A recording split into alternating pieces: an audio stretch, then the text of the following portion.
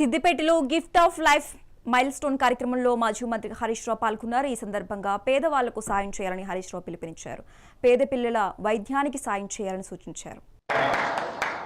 उनकी बच्ची के लिए जो सेवा करते हैं, अपन घर में जो काम कर लेते हैं, यहाँ पर जितने भी लड़की और लड़के दवा के लिए ट्रीटमेंट के लिए यहाँ पर आ रहा है, सबको भी उनके बच्चे मान के वो लोग सेवा कर रहे हैं. ये बात आप जानना चाहिए. జరుగుతున్నటువంటిది తమ పిల్లలుగా భావిస్తూ మీ పిల్లలకు వాళ్ళు వైద్యం అందించారు.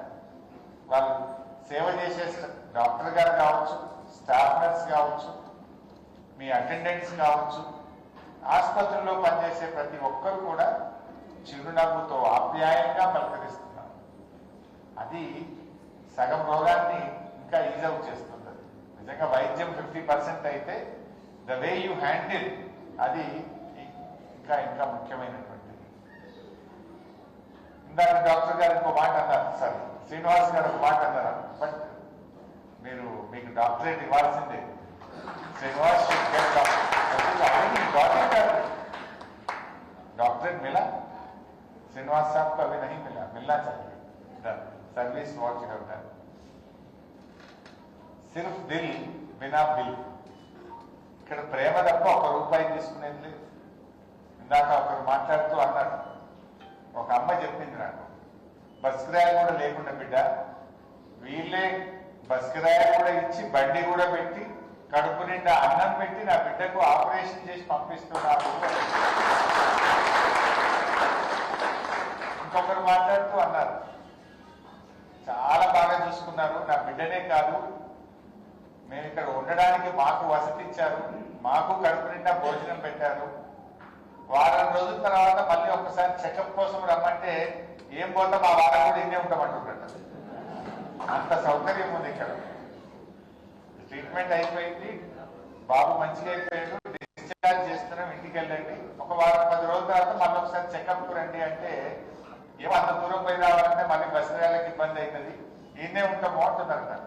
అంటే మీ సొంత ఇల్లు లాగా అంత అద్భుతమైన సేవ ఈ హాస్పిటల్లో అంతా ఉంది. నాకు కూడా నిజంగా దాదాపు 2 దశాబ్దాలకు పైగా ప్రజా జీవితంలో ఉన్న కొన్ని పనులు అత్యంత సంతృప్తిని అందిస్తాయి, ఆనందాన్ని కలిగిస్తాయి. అందులో ఒకటి ఈ సత్యసాయి గొప్ప ఆనందం. ఇట్లా కాళేశ్వరం నీళ్లు, గోదావరి నీళ్లు మా ప్రాంతానికి వచ్చి పంట పొలాలలో నీళ్లు బాగుతుంటే రైతుల కళ్ళల్లో నేను ఆనందం చూశాను. ఈరోజు ఈ పిల్లల తల్లిదండ్రుల కళ్ళల్లో ఉండే ఆనందం అది వెలకట్టలేనటువంటిది. నిజానికి శ్రీనివాస్ గారు ఇక్కడ మాతా శిశు సంక్షేమ ఆసుపత్రి పెడదాము అనుకున్నారు. అంటే డెలివరీస్ మరియు పుట్టిన పిల్లల బాగోగులు చూసే ఆసుపత్రి ఈ ప్రాంతంలో పెట్టాలనుకున్నారు.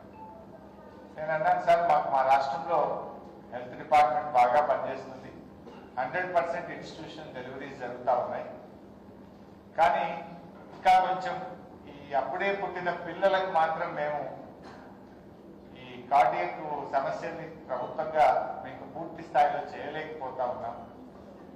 చాలా మంది పిల్లలు చిన్న వయసులోనే చనిపోతా ఉన్నారు, వైద్యం అందక వాళ్ళ గ్రోత్ తగ్గిపోతా ఉంది.